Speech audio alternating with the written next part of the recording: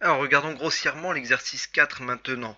Je vois une série de nombres, vois le mot statistique, donc voilà un exercice de statistique. Enfin, la partie A surtout, partie statistique. Il y a également une partie B, et là je vois un schéma en 3 dimensions, donc ça va me parler, je vois le mot volume, donc là je vais avoir des volumes à calculer. Donc cet exercice nous interroge sur 2 chapitres, celui de statistique et celui sur les volumes. Allons-y, donc première partie, on a une personne qui récolte sur des gros carrés du sel, et donc dans chacun de ces carreaux, elle en a 25 des carreaux, sur chacun de ces carreaux, euh, elle va relever la masse qu'elle aura récoltée.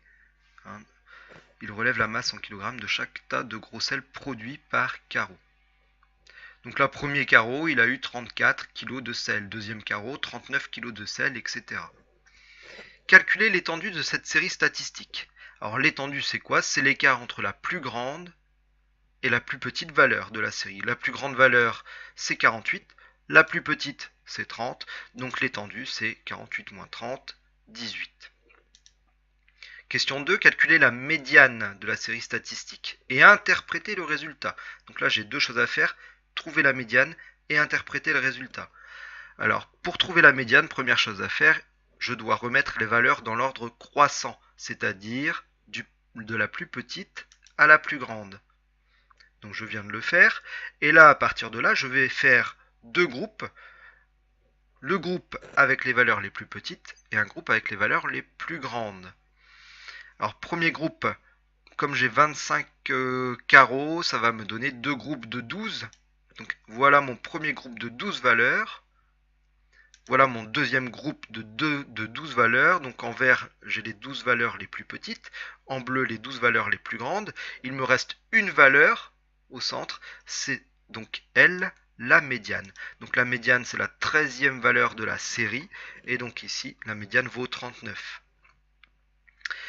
Qu'est-ce que ça signifie? Eh bien, ça signifie que la moitié des carreaux ont produit moins de 39 kg de sel. Donc la moitié des carreaux comportaient moins de 39 kg de sel. Voilà ce que ça signifie interpréter le résultat. Il ne faut surtout pas écrire en interprétation la médiane est égale à 39 kg ou vaut 39. C'est pas ça interpréter le résultat. Interpréter le résultat, c'est faire une phrase cohérente avec l'énoncé. Question 3. Calculer la masse moyenne en kilos d'état de gros sel. Donc là, pour calculer la moyenne, on ajoute tout et on divise par le nombre de valeurs. Alors ici, forcément, on ne va pas réécrire la somme des 25 valeurs. J'ai juste écrit les 3 premières, les 2 dernières, 34 plus 39 plus 31, plus 3 petits points. Je mets les 2 dernières, donc plus 33 plus 47, et je divise le tout par 25 puisqu'il y avait 25 carreaux. J'obtiens 38,6, donc ça signifie que la moyenne vaut environ 38,6 kg. Partie B. Partie B, donc j'ai une brouette dans laquelle je vais mettre la fleur de sel que j'ai obtenue sur chacun des carreaux. Hein, je mets ma récolte.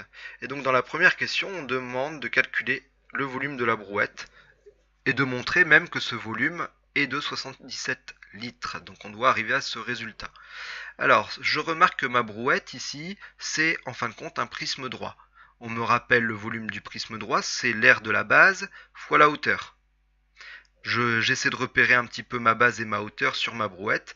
Ma base est ici et ma hauteur, c'est ça. Donc ma base, je l'ai faite en rouge, la hauteur en vert, et la base, c'est un trapèze.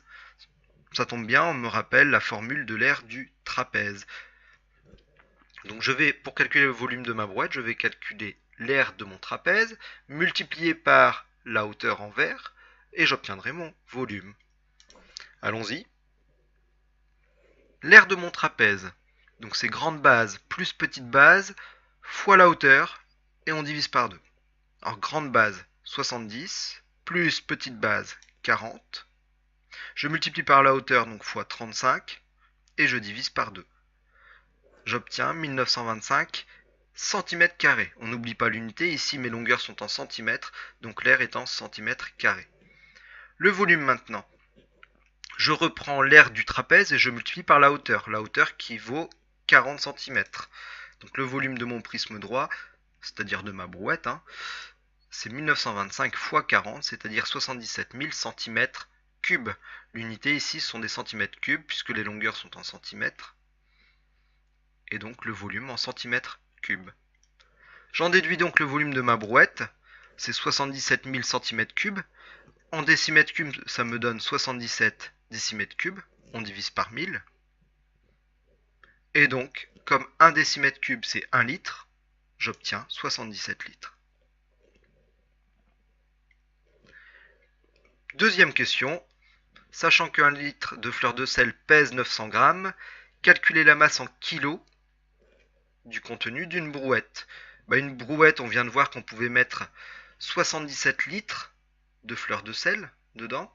Donc je fais 77 fois 900 grammes, j'obtiens 69 300 grammes. Donc dans une brouette, je peux mettre 69,300 grammes de fleur de sel. C'est-à-dire, si je veux en kilos, je divise par 1000, c'est-à-dire 69,3 kilos.